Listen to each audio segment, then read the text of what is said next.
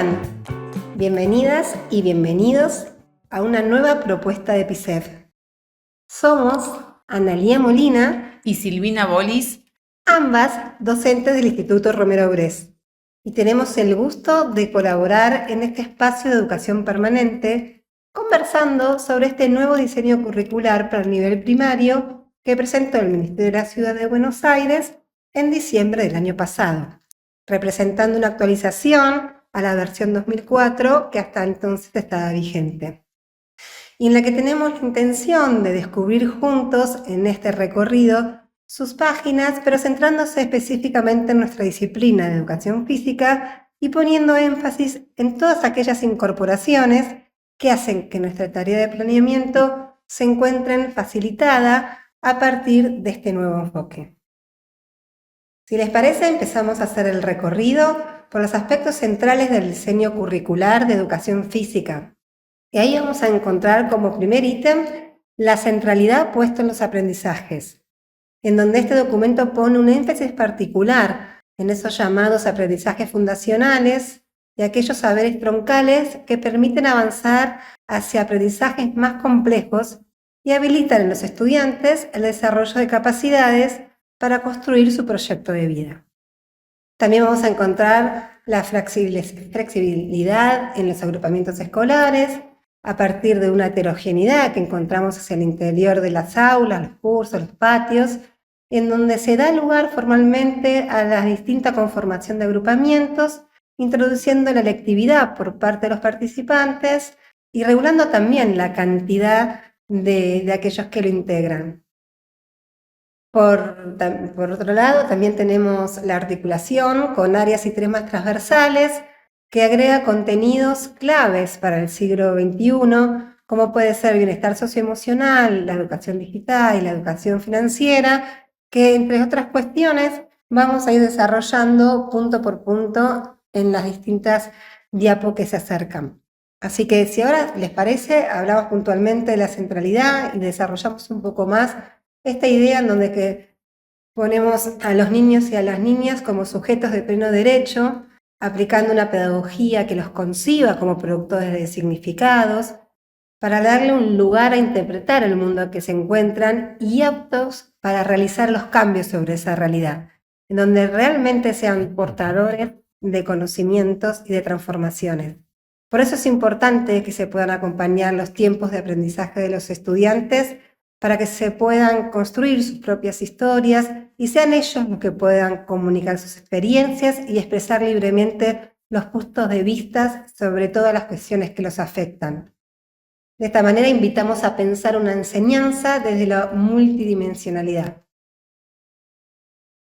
Si vamos a hablar de la flexibilidad de tiempos y espacios, acá se conforman unas cuestiones interesantes, porque se empieza a pensar de una manera más inclusiva y equitativa, asumiendo todo lo que, digamos, compete a la gestión de ese tiempo y espacio escolar, ¿no?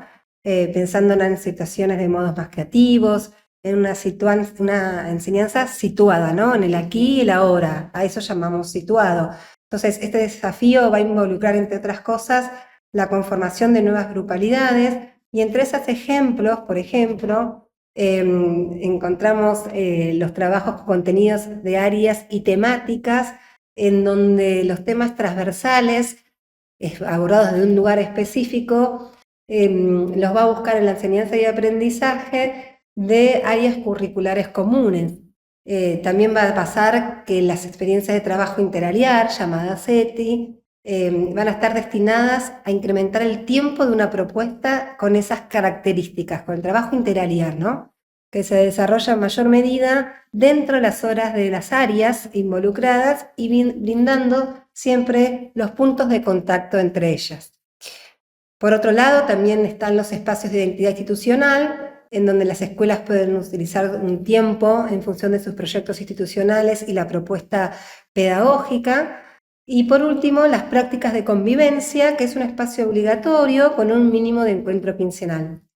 Como verán, en estos distintos espacios de tiempo y espacio, los trabajos entre contenidos de áreas y temáticas nos encuentra con mayor relevancia y son lindos y enriquecedores espacios que nosotros como profe de educación física podemos ir a convocar y a buscar con el resto de los colegas. Ahora bien, vamos a entrar en un tema también bastante central que tiene que ver con la articulación con áreas y temas transversales. Como les decía al principio, este nuevo diseño agrega contenidos de áreas claves como ser el bienestar socioemocional como un componente central del proceso educativo, reconociendo la importancia del desarrollo integral de los estudiantes, enfocándose en promover habilidades socioemocionales que les permitan manifestar y regular sus emociones, estableciendo relaciones interpersonales saludables y enfrentando los desafíos cotidianos con mayor resiliencia. Además, vamos a encontrar dentro de la política del Plan Integral de Educación Digital que en este nuevo diseño curricular se modifica el enfoque de la educación tecnológica que a partir de ahora se denominará tecnologías, diseño y programación. Y en el último año nos vamos a encontrar con un desarrollo muy particular y necesario para el mundo de hoy, en cuanto al aprendizaje referido a lo que se refiere a la educación financiera. Si pasamos a nuestra otra diapositiva, nos vamos a dar cuenta que en este cuadro, que también está en nuestro diseño curricular, se presenta el conocimiento desde un enfoque de la complejidad, ¿no? Que supone, entre otras cosas, poner en diálogo las disciplinas alrededor de los distintos objetos de estudio. Esto significa que las áreas encuentran puntos en contacto entre ellas al momento de diseñar las propuestas de enseñanza. Y en este sentido, las áreas y temáticas transversales ofrecen contenidos propicios para potenciar el trabajo interarial. Por eso vamos a ver que dentro de nuestra agenda de contenidos en educación física están marcados y destacados aquellos que también están transversalizados y los vamos a observar referenciados como en una especie de cartelito en el margen superior del texto que, por ejemplo, representan a temas más coyunturales como ser consumos problemáticos, educación vial, educación alimentaria, educación ambiental o educación sexual integral. De verdad, los invito a desarrollar bien toda esta conceptualización porque es un trabajo enriquecedor para el alumno cuando nosotros le favorecemos la integración de los saberes. En realidad, la articulación de conocimientos para su integración de saberes. Y bien, ahora sí, vamos a ya estar entrando directamente a nuestra diapo que nos habla de la disciplina puntual, ¿no? En la que estamos nosotros inmersos. Y ahí nos tendríamos que preguntar, ¿cuáles son aquellos objetos de estudio o el objeto de estudio que se espera que la educación física deba enseñar y que se deben desplegar en las clases? Ahí, entonces, encontramos directamente lo que la definición nos trae y que la vamos a leer en conjunto, en donde dice que la cultura corporal en el movimiento son aquellos conjuntos de conocimientos, habilidades, valores, significados asociados al cuerpo en contextos sociales específicos. Abarca desde los gestos cotidianos hasta las manifestaciones más complejas que implican configuraciones de movimientos organizados, sistematizados y diseñados y que forman parte del conjunto de prácticas corporales que la educación física forma como objeto de enseñanza. Entonces, bien, si así estamos definiendo la cultura corporal, claramente eso nos trae lo que llamamos a las prácticas corporales, que sería el objeto específico, ¿no? Y en eso referencia que son aquellas expresiones sociales e históricas de la cultura corporal cuya complejidad implica la necesidad de constituirse en saberes para la enseñanza en las clases de educación física. Así, asumen un objeto pedagógico, inclusivo, participativo, colaborativo, coeducativo y de disfrute. Muy bien, ahora sí, ya que hemos entrado específicamente en nuestra disciplina, vamos a empezar a conceptualizar lo que llamamos directamente los componentes del diseño curricular. En ese sentido, si les parece, vamos a ver que en principio presentan algunos componentes por ciclo, primero o segundo ciclo, como es el caso del desarrollo de las capacidades, que también se encuentran atravesadas en los otros niveles educativos, como también los propósitos de enseñanza y las orientaciones para la enseñanza y la evaluación, dejando en sí la organización por grado de los objetivos de aprendizaje y los indicadores de logro.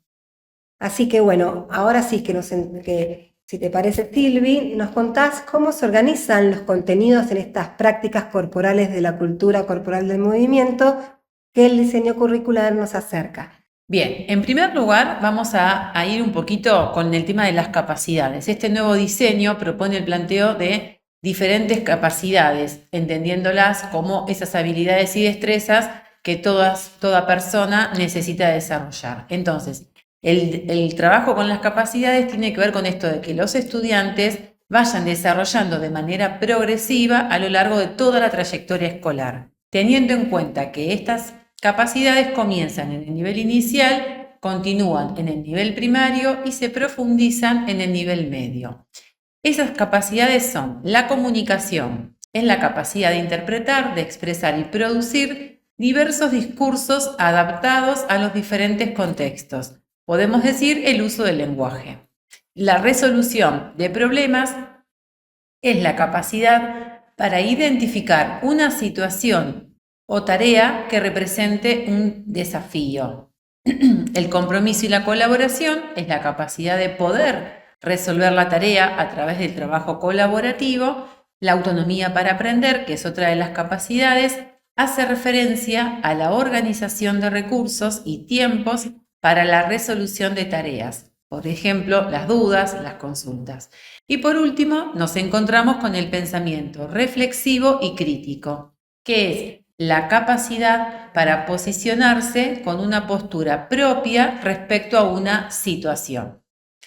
Luego sí continúa con la organización de los contenidos, donde se estructuran por ejes, es decir, por prácticas corporales para cada ciclo, diferenciando los contenidos nodales de los contenidos de ampliación o profundización. Los contenidos nodales son los contenidos mínimos y obligatorios para todos y todas las estudiantes. Y los contenidos de ampliación son de igual de relevantes, pero no son obligatorios. Es decir, estos contenidos van a depender teniendo en cuenta las características de cada grupo, los intereses, las necesidades y también van a depender del proyecto escuela. La organización de contenidos por prácticas en cada ciclo se va a dar de la siguiente manera. Para el primer ciclo van a haber 4 prácticas corporales. ¿Qué son? El primer eje está la práctica corporal gimnástica, ¿no? Que comprenden un amplio campo de saberes motrices. Podemos mencionar 2 núcleos de contenidos, la conciencia corporal y las habilidades motoras simples y combinadas. Para el eje de prácticas corporales lúdicas tenemos los juegos, que ocupan un lugar de privilegio en las clases de educación física, es decir, un territorio de ficción diferente al real. Y dentro de estas prácticas nos encontramos con los juegos, el jugar, la construcción de la grupalidad, el cuidado del propio cuerpo y el de los otros. El otro eje es prácticas corporales en el medio natural, donde se busca enseñar a los estudiantes a poder relacionarse con el medio natural. Y los bloques de contenido son las técnicas campamentiles, cuidado del medio natural y la convivencia con el medio. Y por último está el eje, que es las prácticas corporales expresivas, que refieren a un conjunto de prácticas asociadas con la gimnasia expresiva, la danza, la expresión corporal. En este eje nos encontraremos con la comunicación corporal, el ritmo y el movimiento expresivo. Luego vamos a ver que hay un ejemplo donde se presentan los objetivos con las capacidades y los contenidos, para que nosotros también podamos ver de qué manera y cómo pensar nuestras prácticas cotidianas.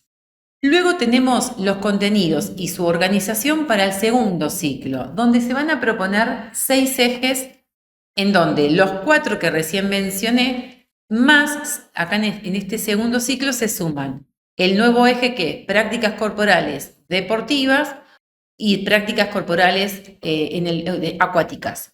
Las deportivas, para sexto y séptimo grado, la enseñanza de las prácticas deportivas a través de los juegos deportivos y los mini deportes. Permite respetar los elementos constitutivos de un deporte, pero con articulaciones preestablecidas. Los núcleos de contenidos para este eje son las reglas y el aprendizaje social en las prácticas deportivas. Y para el último eje, que son prácticas corporales acuáticas, obviamente se enmarca en el plan de natación. Los núcleos de contenidos son conciencia corporal en el medio acuático, la flotación, la entrada al agua, saltos y zambullidas, desplazamientos y propulsión, cuidado de la salud, la construcción de la grupalidad en el medio acuático. Bien, luego volvemos a tener la presentación de otro ejemplo donde están las prácticas corporales expresivas, los indicadores de logros, los contenidos nodales y de ampliación, definiendo el logro o los indicadores de logro como esas manifestaciones intermedias de aprendizaje en pos del logro de los objetivos. Resulta una herramienta fundamental en el seguimiento y en la evaluación de los aprendizajes por parte de los docentes, que están, por supuesto, estos indicadores vinculados con los contenidos y con las propuestas de enseñanza. Y a continuación también tenemos un ejemplo donde podemos ver bien esto de los objetivos, las capacidades y los contenidos. Y por último, tenemos la evaluación, teniendo en cuenta estos tres tipos o modelos de evaluación que son la de inicio, la formativa y la sumativa. En la evaluación de inicio se tienen en cuenta los conocimientos previos que los estudiantes traen. Recordemos que siempre todos tenemos experiencias y tenemos conocimientos que tienen que ver con nuestras propias prácticas y experiencias. Para un saber, o sea, es decir, para saber el docente cuál será nuestro punto de partida. Por último está la evaluación formativa, donde todo proceso de evaluación, cuya finalidad principal es mejorar la enseñanza y el aprendizaje, mientras estos tengan lugar. Y por último, la sumativa, en contraste entre los logros alcanzados con las diversas condiciones motrices que los estudiantes disponían al inicio.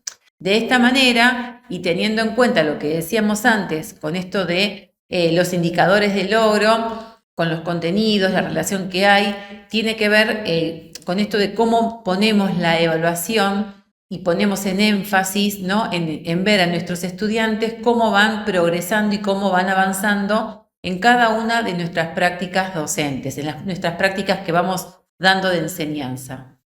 Para ir terminando, cualquier cosa, por supuesto, cuenten con cualquier consulta, cualquier duda, interés que tengan con respecto a este material que les dejamos y compartimos con Analía, nos pueden preguntar a nosotras. Desde ya, muchas gracias por su atención.